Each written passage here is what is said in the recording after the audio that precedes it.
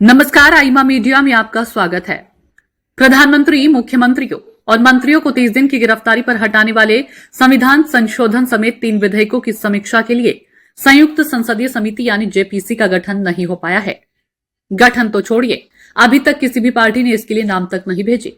Lok Sabha speaker Om Birla ने पिछले दिनों सभी पार्टियों को नाम भेजने के लिए चिट्ठी भी लिखी थी, लेकिन खुद ओम बिरला ने शनिवार 13 सितंबर को बताया कि किसी पार्टी ने नाम तक नहीं भेजे हैं। यह भी दिलचस्प है कि किसी भी पार्टी ने इस जेपीसी का बहिष्कार करने की चिट्ठी भी स्पीकर को नहीं भेजी।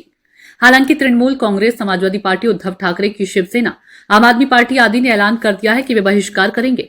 तृणमूल ने बताया कि पहले भी जेपीसी का बहिष्कार होता रहा है। बोफोर्स बनी जेपीसी का 6 दलों ने बहिष्कार किया था, जिसमें से 2 दल टीडीपी और असम गण परिषद अभी एनडीए में है। यह इसलिए याद दिलाया गया कि ताकि भाजपा और एनडीए के नेता ये नहीं कह सके कि बहिष्कार करने वाली पार्टियां संविधान विरोधी है। बहरहाल 3 बिल पेश होकर और लोकसभा से मंजूर होकर जेपीसी के पास भेजे जाने के 3 हफ्ते से ज्यादा हो जाने के बावजूद पार्टियां इस पर फैसला क्यों नहीं कर रही है? सवाल के साथ 2 जरूरी सवाल है। पहला तो ये कि कांग्रेस किस बात का इंतजार कर रही है। एक बार कांग्रेस का फैसला हो जाएगा तो फिर तस्वीर साफ हो जाएगी।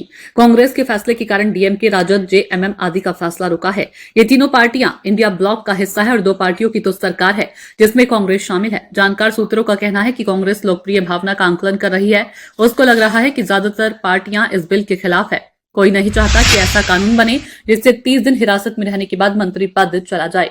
पार्टियां चाहती है कि इस मामले में यथास्थिति रहनी चाहिए, यानी ये व्यवस्था चले कि नेता गिरफ्तारी के बाद नैतिकता के आधार पर पद छोड़ दें।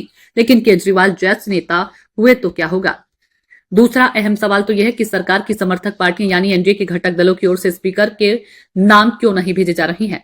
स्पीकर ने शनिवार को कहा कि किसी ने नाम नहीं भेजा है। इसका मतलब है कि भाजपा और उसकी सहयोगी पार्टियों ने भी नाम नहीं भेजा। तभी सवाल है कि क्या एनडीए में भी इस बिल को लेकर किसी तरह का संशय है या एनडीए की पार्टियों ने नाम तय कर लिए हैं और विपक्षी गठबंधन का इंतजार कर रही है। ये बहुत दिलचस्प सिनेरियो है। ऐसा लग रहा है कि सरकार और सत्तारूढ़ गठबंधन बहुत ज्यादा सावधानी ने इस पर काम कर रही हैं। दोनों नहीं चाहते कि मनमानी तरीके से काम करने का मैसेज जाए या कुछ ऐसा हो जाए जिससे बाद में शर्मिंदा होना पड़े। तभी भाजपा, जनता दल यू, टीडीपी, शिवसेना आदि की ओर से नाम नहीं भेजा जा रहा है। उनको लग रहा है कि अगर नाम सार्वजनिक हो जाए और विपक्ष बहिष्कार कर दे तो कोई भी फैसला मुश्किल हो जाएगा। तब या तो बिना विपक्ष के जेपीसी बनाकर विचार करना होगा या जेपीसी का विचार छोड़ना होगा। तभी सत्तारूढ़ गठबंधन भी चुपचाप इंतजार कर रहा है। आईमा मीडिया को यदि आप यूट्यूब पर देख रहे हैं तो सब्सक्राइब करें। यदि फेसबुक या सोशल मीडिया पर देख रहे हैं तो फॉलो करें। हमें अपनी राय कमेंट बॉक्स में अवश्य दीजिए।